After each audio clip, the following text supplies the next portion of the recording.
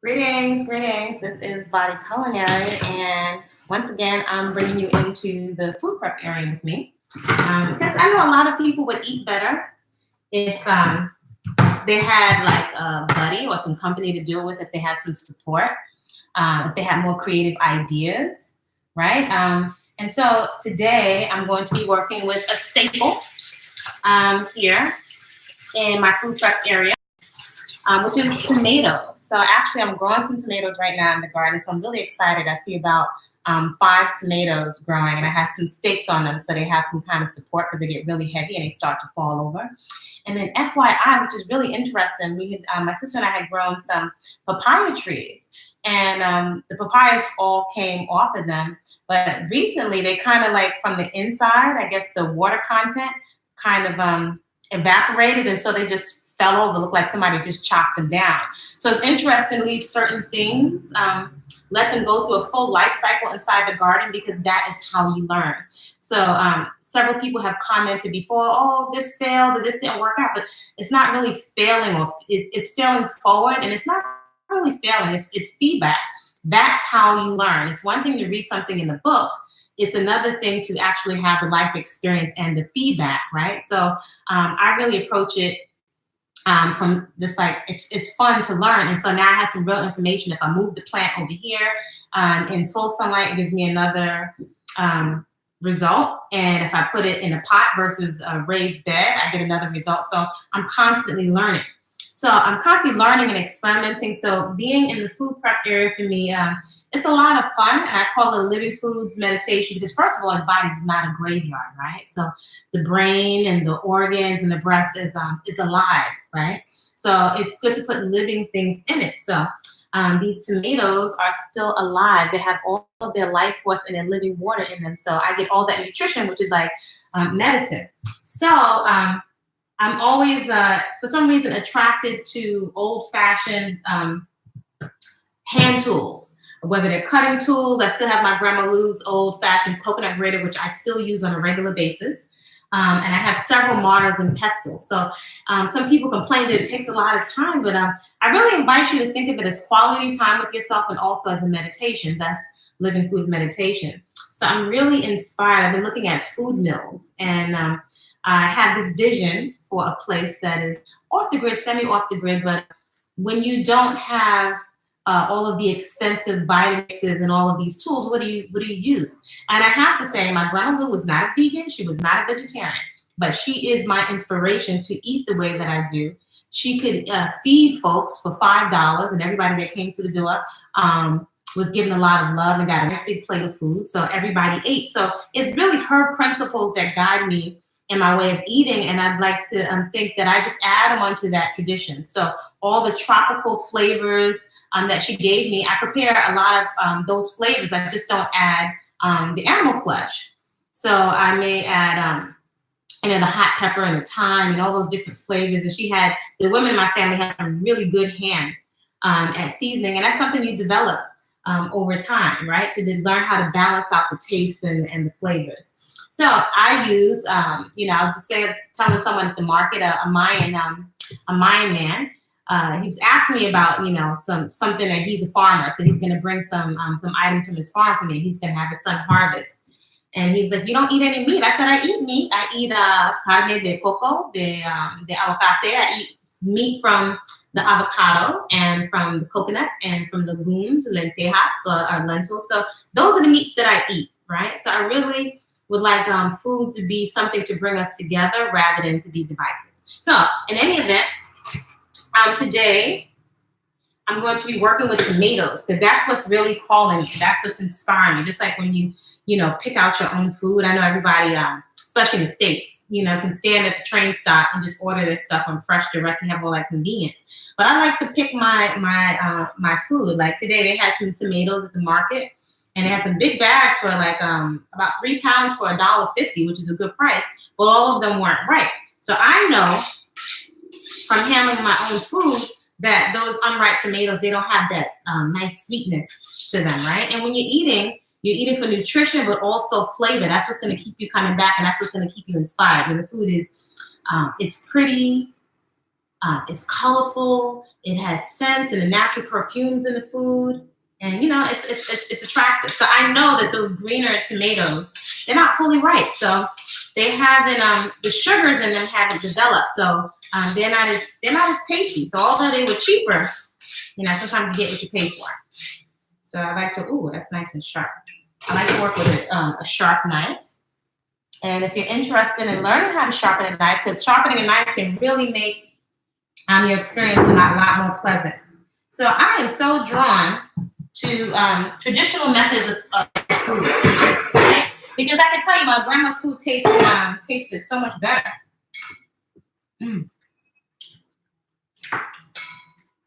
She did a lot of stuff by hand.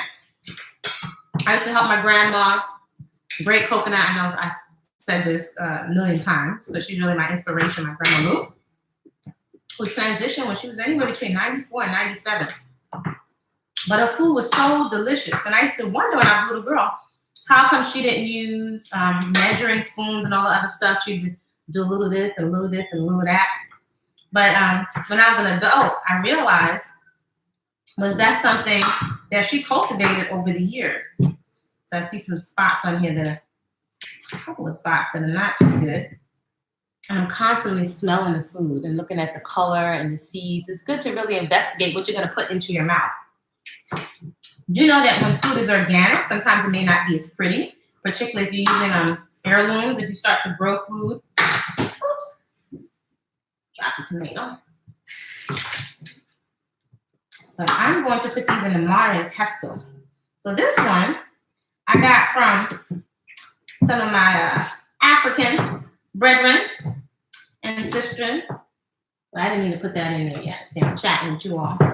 And actually in Brooklyn, right? So that's in this global economy, you can get your stuff anywhere. So I got this from my folks in BK. The last time I was in the States. And so I love watching women from around the world prepare their food. So some folks take mortar and pestles and use them before there was food processors and all this stuff. So this is my mortar and pestle. This one is like kind of like a medium-sized one. Some people season them with coconut oil. But I'm going to pound and mash these. This would be like a traditional food processor, right?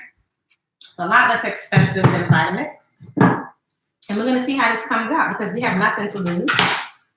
I was really thinking about a food meal. So I'm just going to drop the tomatoes in. And I'm going to pound them.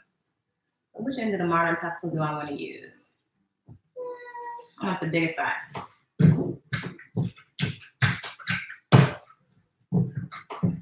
So sometimes people wonder if you have a Vitamix and you have a food processor, why would you go through the trouble to pound a mortar and pestle? You know, my grandfather, when I was younger, maybe about 17, 18, he said, "Where you think you at, little girl? You think you in Africa? Go put some clothes on." I was wearing some wraps and stuff like that. So there's certain things, you know, Indian culture, Indian tradition, African tradition, just cultural things that are traditional that I'm drawn to. So look how those tomatoes are shaping up. So I'm gonna pound these. So of course you can season it. So some people use some mortar and pestles for something spicy. They might use a mortar and pestle. There's one mortar and pestle just held aside for hot peppers, right? Hot pepper sauce. You don't want your sweet things to taste like hot pepper sauce. You don't want anything to be spicy. And some folks may even use a mortar and pestle for something sweet. So keep in mind, folks didn't have electricity or $1,000, or some people could live off of for a year, believe it or not, still in 2019. And then I have access to Vitamixes and stuff. And I would have to say, I think I even find it therapeutic. So you got all of that juice in there from the tomato. So I always want a thick tomato sauce. So again, I'm not going to cook this down, right? So there are a lot of nutrients inside of tomatoes and certain acidic fruits. So the tomato is a fruit, right? You see all the seeds in there? I don't know if you can see the seeds in there. So it's an acidic fruit, but actually it makes the blood very alkaline. Right? And there's a lot of nutrition. There's lycopene in here, and tomatoes are definitely a food that fortifies the body. It fortifies and nourishes the body, so the body can deal with free radicals and can deal with the elements that contribute to cancer. Right? So the beautiful thing with living foods is that the food is medicine, and it's a lot of flavor.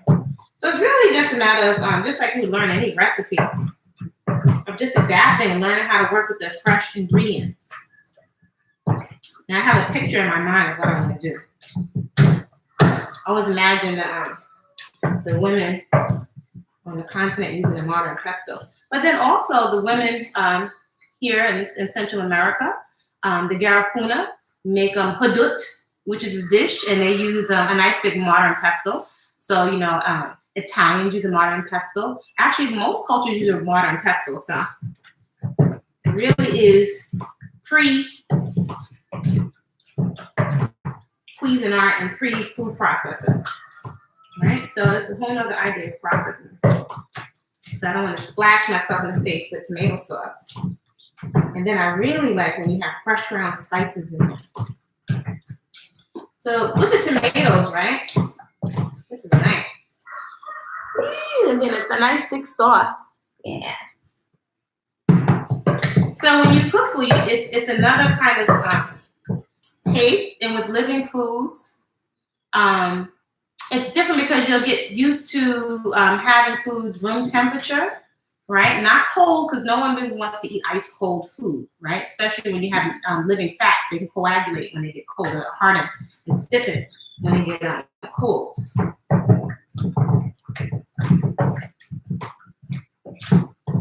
I'm trying to decide what spices. I think I'm gonna put some cumin in here and some hot pepper. Now I have another vision for what I want to do with this. But do you prepare your own food? Definitely when you're active in the garden, you're really living life. It's actually an active lifestyle. And I think maybe perhaps our brains have gotten used to not really working for stuff. We do more paperwork, unless you have a manual labor job. And again, this is satisfying and always interesting to see what you're gonna get. This is really interesting. I'm thinking, what I want to add to this. I want to put onions. I want to put fresh garlic and cumin. So needless to say, this is my tomato mortar. I have all these hand tools, so before I think of going buying another thing, I use my mortar and pestle. Okay, so I want you to see that nice thick sauce that's coming from the mortar and pestle.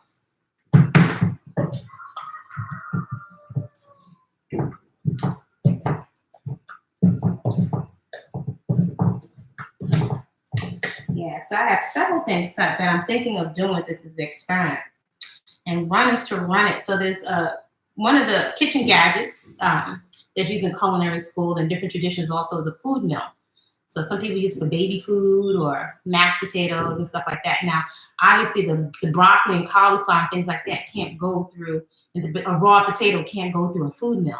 But I'm always so fascinated to see exactly what I can create. Because a lot of creating beautiful food is really manipulating the taste and the texture. So I'm really excited. This is really looking really good. So I can see the skin separate from the tomato. I don't know if I can get a little closer so you can see. Let's see if you can see a little bit over here. And the skin is coming off of it. So rather than doing things from a place of fear, the world's going to end or whatever, I really do things a lot from a place of, again, it's a meditation, and it's pleasant, it's enjoyable. And I know you definitely have a whole nother relationship with your food, and you really become much more conscientious of what's in your food and how your food is prepared. Let me go out. So I'm gonna go ahead and figure out what I'm gonna put in this sauce. And let me know what you're preparing at home. And you can join me for more Living Foods meditations. Do subscribe to the channel. Hit the bell so that you'll be notified of when whenever I upload new videos. And I'm sharing new things in the garden and the food prep area.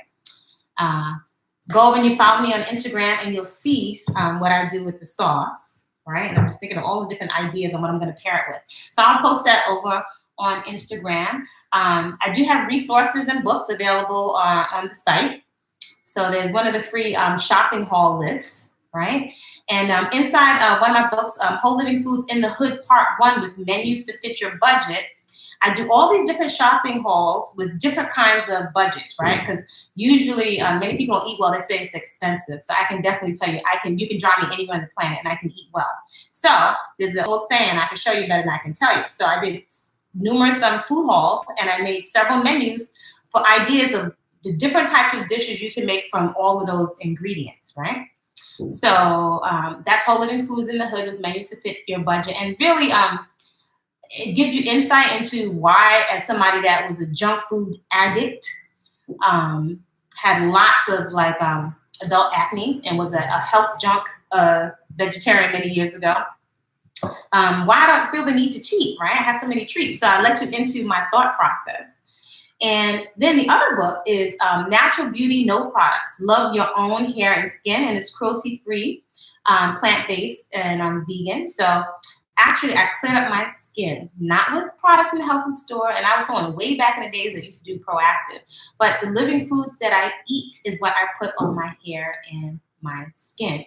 So you can also see a lot of my natural hair journey. I did not intend for my hair to lock, but it locked on. So, and I have very fine, coarse, kinky hair. It's actually really, really fine, and my locks are actually really, really thin. So the different styles that I have done, getting little to no maintenance, and eventually I threw away my shower caddy, and I don't buy products from the health food store anymore. So it saved me truckloads of money. So both of those books you can find over on the website, and also check out the free puppet series, Sister Butterfly and Sister Monkey Learn to Eat Better.